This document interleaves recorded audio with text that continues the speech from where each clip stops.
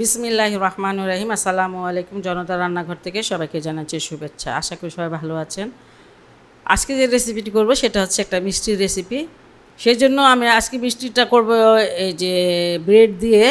অসাধারণ টেস্টি একটা মিষ্টি, বোঝাই যায় না যে এটা ব্রেড দিয়ে করা। এখানে সেই জন্য আমি 5 পিস ব্রেড নিয়ে নিয়েছি। আর এটার ধারগুলো কেটে নিব, এই যে লাল অংশটাকে কেটে নিব।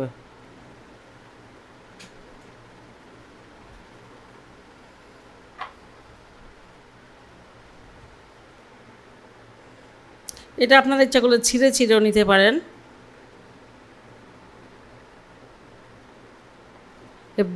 ব্রেডগুলোকে আমি এখন ব্লেন্ড করে নিব। এখানে মেজারমেন্ট কাপের 1.5 কাপ দুধ দিয়ে দিলাম।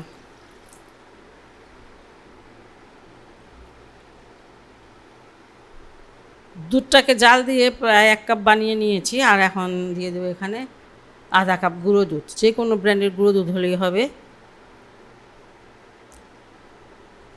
চুলাটা এই মুহূর্তে কিন্তু অফ করা। চুলাটা আবার জ্বালিয়ে দিচ্ছি।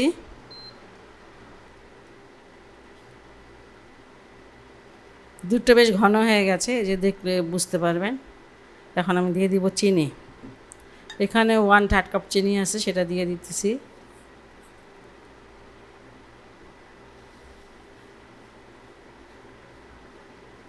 চিনিটা দিলে দুধটা একটু পাতলা হয়ে যাবে তখন, এই জন্য দুধটাকে আমি ঘন করে নিলাম।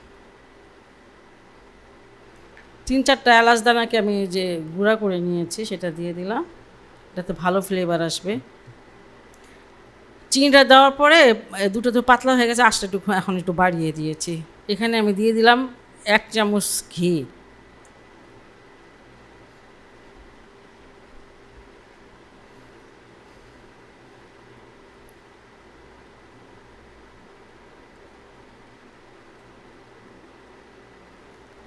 একদম ঘন হয়ে গেছে দুধটা। আর এখন আমি দিয়ে দিব এই যে ব্রেডটা এমন হয়েছে,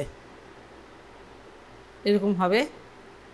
আর অল্প অল্প ব্রেড দিতে হবে, এই যে অল্প অল্প দিয়ে। আঁচটা কিন্তু এখন একদম কম, একদম কমিয়ে রাখবেন। ব্রেডটা বেশি একবারে দেওয়া যাবে না, তাহলে দলা পাকিয়ে যাবে। আপনি অল্প অল্প ব্রেড দিবেন আর নাড়বেন। কয়েকবারে দেওয়া লাগবে। খুব ভালো করে কিন্তু ব্রেডটা দুধের সাথে মিশিয়ে নিতে হবে।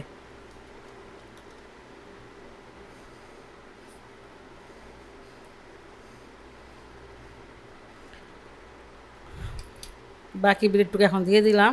এটা প্রায় 5-6 বারে আমি একটু দিলাম, যে অল্প অল্প করে এইভাবে। আপনারা এইভাবে অবশ্যই দিবেন, একসাথে একদমই দিবেন না। আঁচটা কিন্তু একদম কমে আছে, এখন আঁচটা কমিয়ে রাখতে হবে।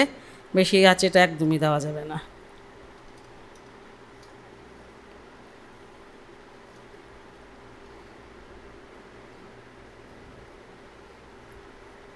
এটা একদম কম আছে। আমি এই যে একদম শুকনা শুকনা করে নিলাম। এই যে প্যানটা ছেড়ে দিচ্ছে এখন এই মিশ্রণটা। যাই হোক, এটা হয়ে গেছে।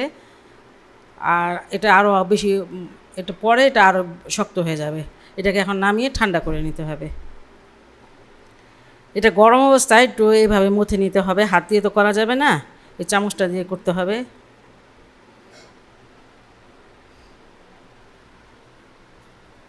আমি এটা একটা বোর্ডে নিয়ে নিলাম, পিৎজা বোর্ডে। আর এটা আমি একটু লম্বা করে নিব।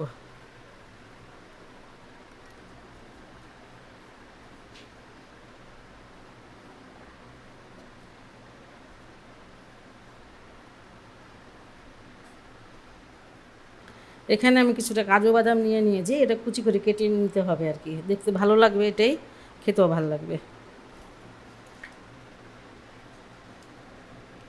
এখানে একটা আমি বাটার পেপার নিয়ে নিচ্ছি। এটা এখন নর্মালি ফ্রিজে আমি রেখে দেবো আধা ঘন্টার জন্য। প্রায় 1 ঘন্টা পর আসলাম।